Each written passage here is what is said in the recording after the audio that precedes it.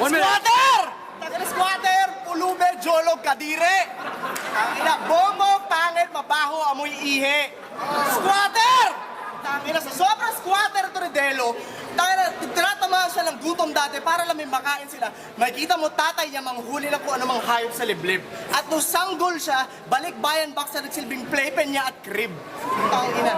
At sa sobrang kajologan mo, hindi mo na maintindihan pa nag-English ako. Kaya pag tamang sinabi ko off the top, papasok sa isip mo punong braso. Kaya pag tinanong kita kung ano ibig sabihin na eye for an eye, tama maisip mo, ano yung show ni Inday Badiday?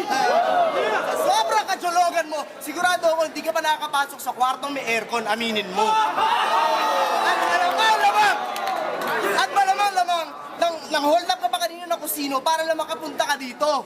Tangina, at sa sobrang kaswakingan na Ridelo, nakakain na siya ng baka tuwing Pasko o tuwing may okasyon. At eto yan mga chong, pinakamurang dilatang corn beef lang